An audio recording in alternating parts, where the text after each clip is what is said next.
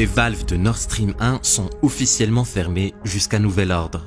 Le Royaume-Uni, l'Allemagne et la République tchèque ont vu leurs citoyens sortir manifester pour se plaindre de la hausse des prix d'électricité et ont clairement manifesté leurs sentiments vis-à-vis des sanctions imposées sur la Russie. Ils veulent les lever. En Italie, la situation est grave. Le prix de l'électricité a augmenté de 500% et les cafés et restaurants sont obligés d'utiliser des bougies pour économiser. L'anxiété et la panique s'installent car l'hiver s'approche rapidement et la situation énergétique en Europe ne fait qu'empirer. Les taux d'inflation en Europe atteignent des records et le prix de la nourriture augmente par extension. Rejoignez-nous jusqu'à la fin de cette vidéo où nous allons décortiquer l'inévitable crise énergétique et économique qui attend l'Union européenne et pourquoi son effondrement économique a déjà commencé. La Russie fournissait plus de 40% du besoin en gaz de l'Union européenne. Et avec la fermeture de Nord Stream 1, son cauchemar s'est réalisé, mettant la panique dans les marchés boursiers. Plus de 3,5 milliards d'euros ont été retirés après la nouvelle. Le marché du Forex a immédiatement réagi à la décision de la fermeture de Nord Stream 1. Et l'euro tombe lundi au plus bas depuis 20 ans, en dessous de 0,99 $. La semaine dernière, la société énergétique publique Gazprom a déclaré qu'une fuite de pétrole dans une turbine du pipeline Nord Stream 1 était à l'origine de la fermeture. Mais cela a été contesté par l'Union européenne et Siemens elle-même, la firme allemande qui entretient la turbine. L'Europe a accusé la Russie d'utiliser les approvisionnements en gaz pour faire chanter les pays européens à cause du conflit en Ukraine. Le porte-parole du Kremlin, Dmitry Peskov, a déclaré lundi « Ces problèmes sont survenus en raison des sanctions imposées contre notre pays. Il n'y a pas d'autre raison. » L'Union européenne a répliqué à la décision de Moscou et le porte-parole de la Commission européenne a déclaré que l'arrêt complet des flux de gaz avait été fait sous des prétextes fallacieux. Pendant ce temps, les prix de l'énergie ont atteint de nouveaux sommets, atteignant une augmentation de 30% lundi, obligeant les pays à vouloir plafonner le prix d'achat du gaz au niveau international, quelle que soit son origine. Et pour répondre à cette décision, Moscou décide de fermer complètement le pipeline indéfiniment. Et si le prix d'une commodité aussi importante que le gaz augmente de 35% en une journée, on peut dire qu'il n'y a pas réellement de stabilité économique. L'hiver arrive à grands pas. Imaginez donc la situation à ce moment-là, quand le climat deviendra de plus en plus froid. Le prix du gaz naturel augmentera encore plus, car des millions de personnes ont besoin de réchauffer leur maison. En ce moment, l'Allemagne et la Grèce sont en train de brûler des milliards d'euros par mois pour subventionner les factures d'électricité de ses citoyens et de ses entreprises. Qu'en sera-t-il alors en hiver, quand le prix du gaz aura atteint des sommets? Je vous présente le graphe des contrats d'électricité de base en Allemagne, et c'est pas beau à voir. Une hausse de 1000% peut être observée. Les subventions contribuent à alléger la pression que vivent les citoyens sur le court terme, certes, mais au long terme, cette décision est catastrophique pour l'Europe. Laissez-moi vous expliquer. Les sociétés d'énergie européennes ont besoin d'au minimum 1,5 trillion de dollars. Je dis bien trillion, pour couvrir les dégâts causés par la hausse des prix du gaz jusqu'à présent. Pour vous donner une idée, 1,5 trillion de dollars, c'est l'équivalent du PIB de l'Espagne en 2021. Il faudrait donc que l'Europe imprime à peu près le PIB de l'Espagne pendant les semaines à venir pour régler temporairement ce problème. Et je dis bien temporairement, car si la situation n'est pas réglée, dans quelques mois, il faudra réimprimer de l'argent. C'est un cercle vicieux qui n'a pas de fin et qui risque de plonger l'euro encore plus bas. Selon Bloomberg, un groupe financier américain, la pénurie de gaz naturel en Europe risque de continuer jusqu'en 2025.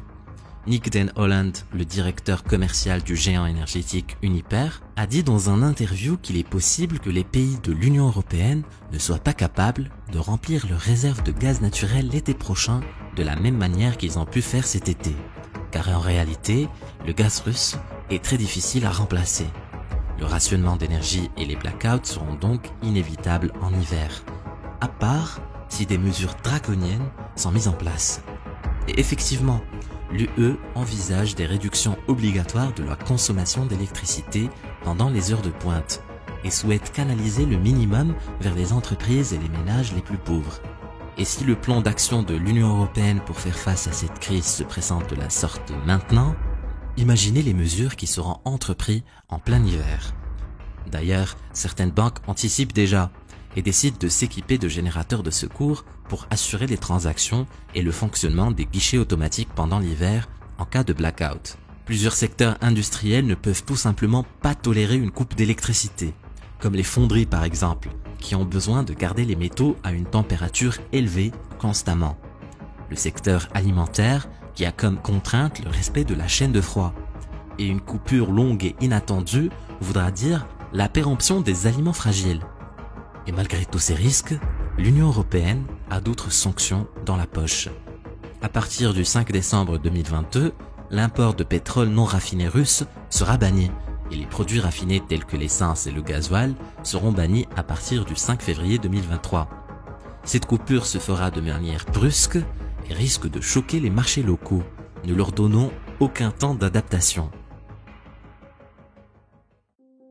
En moyenne, l'Union européenne a connu une inflation de 9,8% en 2022, ce qui est désastreux, comparé en 2021 où le taux était de 2,5%. Et pour certains pays comme l'Estonie, l'inflation a atteint les 23,2%. En réponse à cette hausse, la Banque centrale a décidé d'augmenter les taux d'intérêt pour limiter la circulation d'argent dans le marché, diminuant ainsi la demande et les prix avec. Mais cette décision, bien que raisonnable, a un coût. Le ralentissement de la roue économique. Car l'argent devient techniquement plus cher. Il est plus difficile par exemple de prendre des prêts pour financer une maison ou une voiture, ce qui fait que les entreprises auront moins de clients. Le pouvoir d'achat et l'économie des Européens ne fera que diminuer au fil du temps, tant que la pénurie de gaz ne sera pas réglée. Le prix du gaz n'impacte pas que les secteurs industriels, mais aussi le secteur agricole, dû aux fertilisants qui nécessitent du gaz naturel dans leur processus de production. Plusieurs agriculteurs néerlandais protestent de la hausse des prix depuis juillet. Certains d'entre eux ont raté la période de plantation. Le pays est le deuxième exportateur de produits agricoles au monde, après les États-Unis. Et une réduction de la production due à l'instabilité économique actuelle risque de mettre en danger la sécurité alimentaire de plusieurs pays dans le monde, dont les pays de l'Union européenne, tels que l'Allemagne, la Belgique et la France, qui dépendent des importations agricoles néerlandaises. Les prix de la nourriture flambent déjà et flamberont encore plus dans les mois à venir.